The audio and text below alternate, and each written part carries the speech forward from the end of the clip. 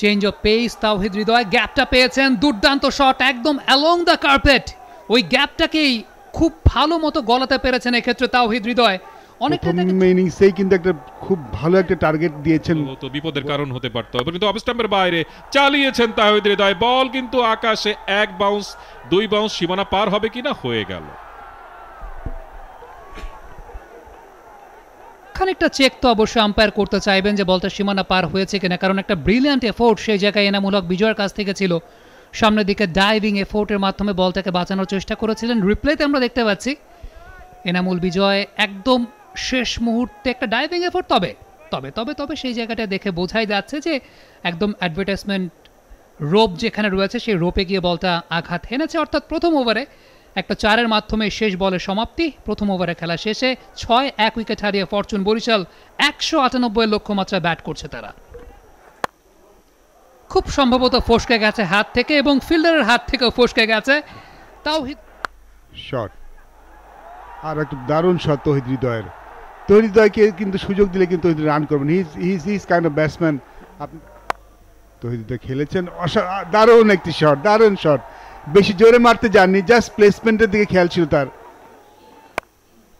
Change of pace, Towhid Hridoy গ্যাপটা পেয়েছেন, দুর্দান্ত শট একদম অ্যালং দ্য কার্পেট, ওই গ্যাপটাকেই খুব ভালো মতো গলাতে পেরেছেন এক্ষেত্রে তাওহিদ হৃদয়।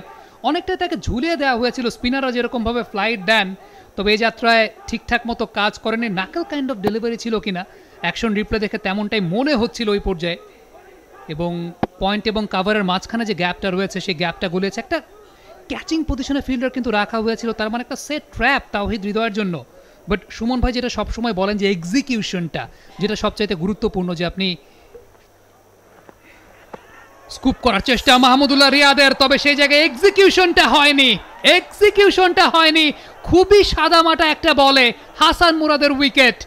মুরাদ নিজেও হয়তো বা ভাবতে পারেননি যে এই বলে তিনি উইকেট পেয়ে যাবেন। মাহমুদুল্লাহ রিয়াদ কি করলেন আপনি? Nothing goes for fortune Barishal, fortune favours the brave. এই মুহূর্তে মনে হচ্ছে রাজশাহী আসলে দুর্বার, শুধু ব্রেভ না দুর্বার, এবং সেখানে যা করতে চেয়েছেন এনামুল বিজয় তাই মনে হচ্ছে হাসান মুরাদকে দিয়ে তিনি দেখেন পেসটা অনেক কমিয়ে দিচ্ছেন, এবং তিনি স্কুপ করবেন কিন্তু বলের পেস এত কম যে কানেক্ট করতে পারলেন না। বলে যে স্পিনটা ছিল সেই স্পিনটা আসলে তার ব্যাটের পাশে লেগেছে, বলের ডেভিয়েশনটা অনেক বেশি হয়ে গেছে, কারেক্টটা ঠিক মতো হয়নি, বলের পেসটা কম থাকায়, যে কারণে কিন্তু বলটা বেলুন হয়ে গেছে। শেষ পর্যন্ত তাওহিদ হৃদয় প্যাভিলিয়নে ফিরে যাচ্ছেন 32 রান করে 23 বল থেকে।